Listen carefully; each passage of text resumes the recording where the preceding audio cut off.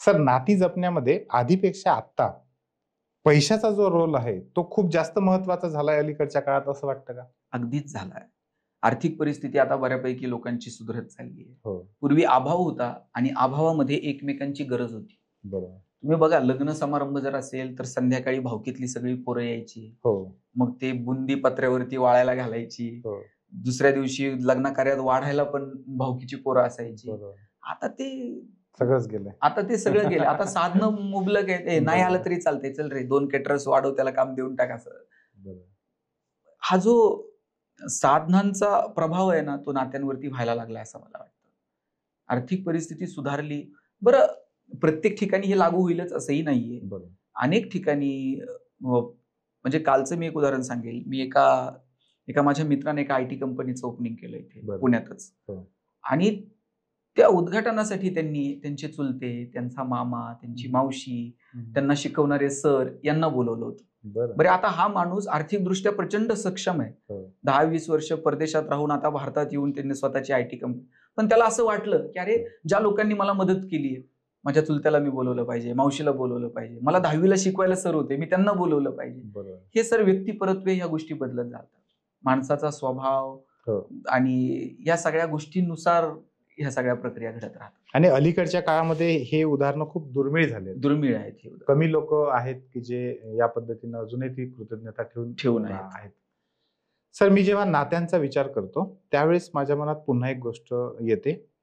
म्हणजे ज्यावेळेस आपण गरीब परिस्थितीमध्ये असतो किंवा प्रतिकूल परिस्थितीमध्ये असतो, त्यावेळेस बरेचदा आपल्याला नातेवाईक किंवा नातेसंबंध हे आठवतात. आणि ज्यावेळेस आपल्याकडे परिस्थिती बदलते किंवा श्रीमंत आपण होतो, त्यावेळेस ती नात्याची गरज माणसाला ती राहत नाही. आणि अगदी हे बापाच्या मुलाच्या नात्यामध्ये सुद्धा किंवा आई वडिलांच्या आणि मुलांच्या नात्यामध्ये सुद्धा ते आपल्याला दिसून येतं.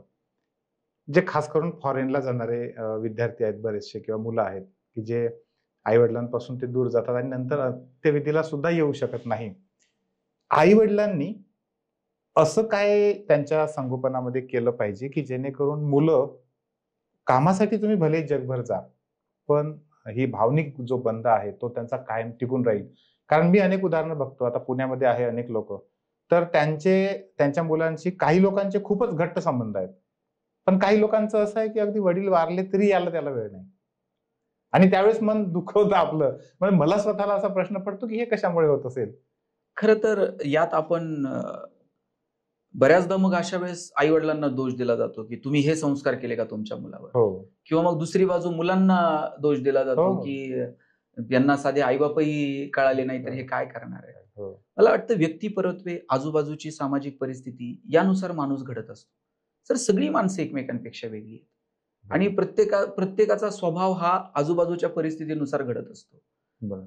आई वडिलांविषयी प्रेम असणं, आई वडिलांविषयी आत्मीयता असणं, हे मुलांना जर शिकवण्याची वेळ असेल हो. तर मग आपण कुठेतरी कमी पडतो. अवघड आहे.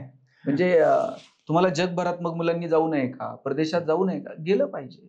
जिथे संतच म्हणतायत की हे सगळं जग एक छोटंसं कुटुंब आहे, तर आपण आपल्या प्रगतीच्यासाठी बाहेर गेलं पाहिजे. पण तिथे जाऊन जर जन्म दिलेले आई वडील तुम्हाला आठवत नसतील तर मग याच्यापेक्षा दुसरं दुर्दैव नाही. ही अटॅचमेंट राहावी यासाठी दोन्ही बाजूंनी समांतर प्रयत्नांची गरज आहे. झाली पाहिजे. कित्येक आई वडील मी बघतो सर, आयुष्यभर खेड्यापाड्यात राहिलेले आहेत. हो. पण पोरांना आधाराची गरज आहे, त्यांच्या मुलांना कुणी पाहायला नाहीये, तर ते सगळ्या आवडी निवडी आपलं सगळं आयुष्य मागं सोडून परदेशात त्या नातवाला सांभाळायला जातात. बरोबर. अशी कितीतरी आई वडील मी जोडून बघितलेले. बरोबर. तर त्यावेळेस हे दोन्ही बाजूंनी ती अटॅचमेंट राहिली पाहिजे. आणि मला एक सांगायचं या निमित्तानं, आपण जसं सांगू तसं मुलं वागत नाहीत. आपण जसं वागू ना तसं मुलं वागतात. आपल्याला आदर्श हे सांगून नाही निर्माण करता येणार, आपल्याला ते आपल्या वागण्यातनच निर्माण करायला लागते. म्हणजे दोघं नवरा बायको आपल्या एका लहान मुलाला घेऊन कुठेतरी पार्टीला निघाले आणि त्या सुनेनं सासूबाईला सांगितलं की आई, आज आम्ही बाहेर जेवायला चाललोय, जरा जाऊन येतो. सासूनं सांगितलं की बाई तुम्ही चाललायत पण आमच्या जेवणाचं काय, 2 भाकरी करून जा. रोज करतेच की, आज जरा बाहेर चाललोय, बाई आमच्या जेवणाचं काय. नाही, आज समोर मंदिर आहे, त्या मंदिरात भंडारा आहे, आजच्या दिवस तुम्ही दोघं तिकडे भंडाऱ्यात जेवायला जा. सासू म्हटली की बाई आता एवढ्या लांब चालता येत नाही, 2 नाही किमान 1 भाकरी तर कर. त्या सासूच्या बोलण्याकडे त्या सुनेनं दुर्लक्ष केलं, आपल्या मुलाला पकडलं, गाडीत बसवलं आणि दोघेही पार्टीला निघून गेले. मग 4-5 किलोमीटर पुढे गेल्यानंतर त्या लहान मुलानं आपल्या आईला विचारलं, म्हणजे आई, मी जेव्हा मोठा होईल ना, तेव्हा मी माझा बंगला मंदिराला खेटून बांधणार म्हटलं. ती मुलगी म्हटली, मंदिराला खेटून का?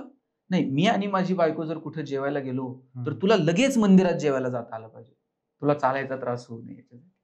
आपण जसं सांगू तसं मुलं वागत नाहीत, आपण जसं वागू तसं मुलं वागतात. आपल्याला हे आदर्श वागण्या बोलण्यातनच निर्माण करावे लागते, तेव्हाच ते खऱ्या अर्थानं पोहोचेल त्यांच्यापर्यंत.